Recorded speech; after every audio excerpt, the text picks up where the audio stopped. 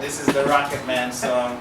All the youths them in school, they love it and thing. And matter of fact, I can't even go to any of the festivals in the summer, like the Malcolm X Festival, the Habashaw Festival here in Atlanta.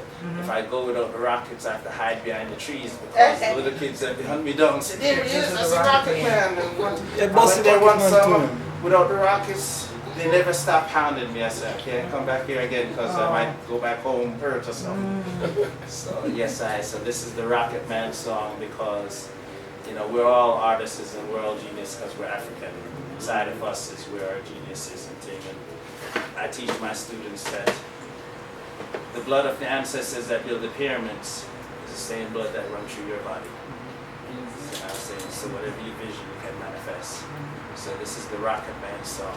I am the Rocket Man. Watch how me blast off. Me no run on gasoline, me no run on spark. Compress air water, make me live off and when me blast off over the park. Black youths them love it to the dangerous a laugh. Them say Rocket Man, you are the teacher for the class. I will shoot a rocket from Earth to Mars. Come back in the ghetto, me a ghetto superstar. Teaching math and science so our youth to reach far. Come me a the Rocket Man. Watch how me blast off. Me a the Rocket Man. Watch how me blast off. Me no work for NASA. Me no work for Gorbachev. Me working for Africa. Rest of them come last. No me blast off on the chart. #1 pan Google at the top of me craft. Black woman them come me happy, but what make them pass? Them say Rocket Man, you in the A1 class. I got a lot of work to do, I got to work fast. Cause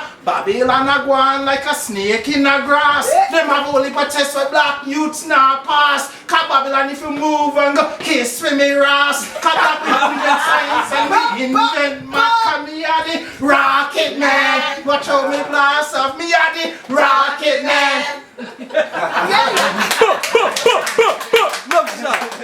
Yes, Master, represent one time. Yo, tell me I have enough tunes. Enough lyrics that come. On fire.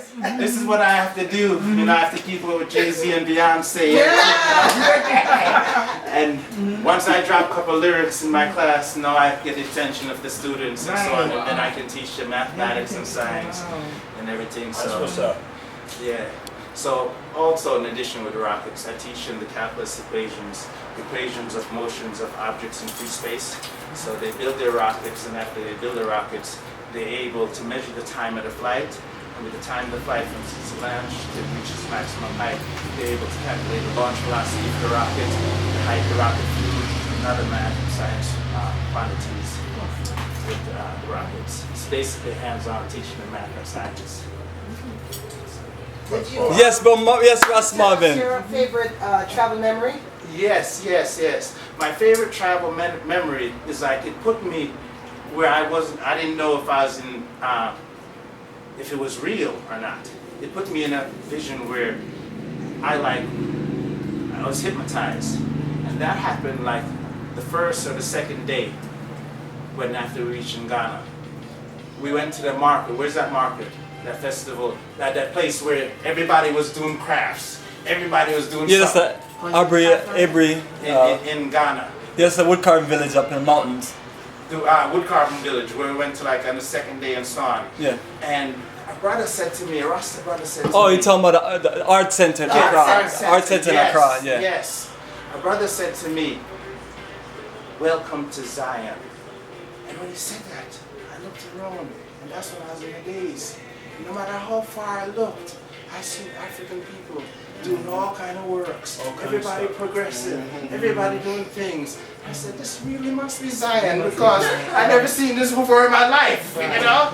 So that was a memory that was most moving to me because it was like it put me in a trance for a second because I just looked around and I glanced and I said, wow, that's how Zion is. We as African people, we're all doing something. Everybody working on it. Somebody doing this, somebody doing that. And there's no war, there's no argument, there's no fighting. But everybody happy and everybody joyous. And we don't even have all these things what the other countries, other races may have. But still yet, we found joy and was able to work and we was able to build and do for ourselves. And the ambition that I seen amongst everybody. was ambitious or something. So that was my favorite memory that I'll never forget. That, wow, now I understand Garnet's Silk Song. I saw Zion in a vision, Jealous Deer, you know, I seen it, you know. Right. Awesome. And then the final thing is, why do you want to go back to Ghana? Why I want to go back to Ghana is because for a long time, Brother Bomani, I'm the local president of the UNIA here in Atlanta, Atlanta Division 421. And me and Bomani and 5 other people are the family, 7 members. Bomani is the first member that signed up for the division, and he functioned for the first 2 years as our treasurer. And I'm the second person that signed up for the division. So me and Bomani have been working together for almost 10 years now, close together. And Bomani, he maintains the computers at the UNIA CBPM office in downtown Atlanta, because the machine that I built, if it wasn't for Bomani maintaining the machine when we have certain problems and so on, I would have been out of business long time ago. Okay. So me and Bomani have always been working Bomani close technology. together. Bomani. You're next to mine, so we can talk Bomani about that. technology keeps the UNIA and the CBPM functioning. So what happened is that Bomani seen that Ras is Ghana, we gotta be, and so on.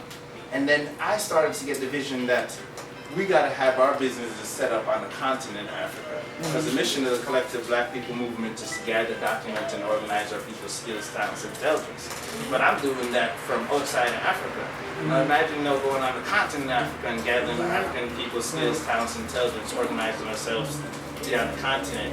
And I know that this is the next step in the future for what I'm doing. You see what I'm saying? So that's why I want to eventually establish in Africa.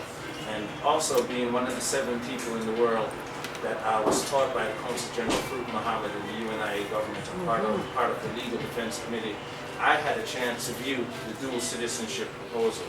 And it falls in line with the dual citizenship proposal where, you remember the program that we had in 2010, where they have 3 levels of repatriation.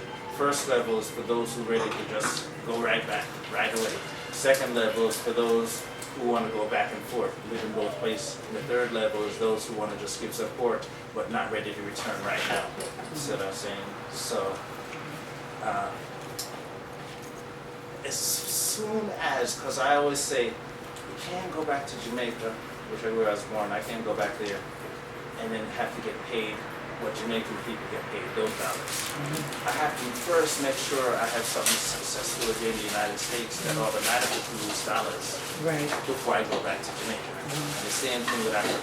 So once what we're doing, by serving the race, what we don't realize as Black people, or some of us may realize it, we have the biggest business in the whole wide world, African people. Okay? Our business is bigger than CNN. It's bigger than Fox. It's bigger than all of them together. And that business is the business of the race. We have something that's more valuable than dollars. We have something that's more valuable than gold and diamonds. And what that is that's each one of us and our skills and talents and intelligence. And what it is that we outnumber them. So basically, as a Rasta man, I'm spending my life building up the numbers instead of knocking on Babylon door and asking them for a job. So that's saying. And we're able to, because every 24 hours, there's $8.1 million not being collected by us as a people. Every 24 hours. And I'm talking about, say if there was no Black businesses and no Black insurance companies and no Black mechanics, and every penny that we spent had to go outside the race, still yet every 24 hours, there's $8.1 million not being collected by us as Black people. And how I come up with that, and we started collecting those funds with the collective Black people movement, how I come up with that is that 27 cents now is something that most likely we have change in our pocket at the end of the day. But if we bought a $150 pair of Nike shoes, or we went to Walmart to buy a $90 sneaker or whatever, we usually have 27 cents left in our pocket at the end of the day. And if there's 40 million Black people in America and we use 30 million because 10 million maybe children are underage, we raise the consciousness of 30 million Black people to put down 27 cents each day for the race. And 30 million Black people times 27 cents turns out to be $8.1 million every 24 hours. So us coming together in numbers, we have so much power and so much, we can uplift ourselves just by organizing ourselves, and that's what Harmony and Kuma told us to do. Marcus Garvey, one of the greatest organizers and so on. We have everything that we need amongst us and our skills and talents from A to Z to solve whatever it needs to solve. And it's our skills and talents that built the Western world and still maintains it. So now we just need to find out what we're doing. And so we have a motto with the CBPM that no other people should have more information on black people than the information that we have on ourselves. What do you see as our main impediment? Our main impediment? Yeah. What it is that we don't have a plan as a race. So, and I don't think we have a main impediment. What it is that everybody here in this room is blessed with a skill, talent, intelligence from the Creator. And everybody is excelling in their skill and talent, whatever area or field they're in. And you've excelled in your area of skill and talent.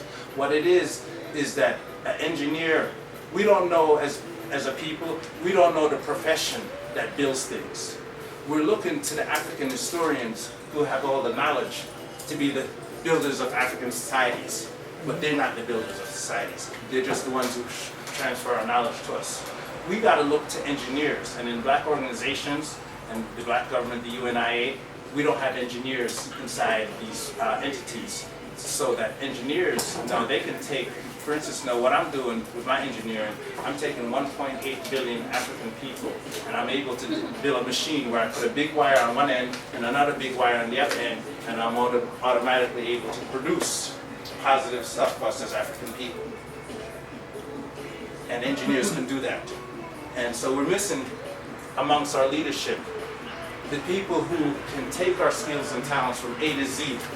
We're popping in all different areas. We're excelling in all different areas and put this together in a way that automatically uplifts our people. So that's what we're missing, and it's not for everybody. It's not everybody going to study engineering. Okay? But we're looking for the wrong people to be leaders and to build things for us. Okay. All right. So thanks.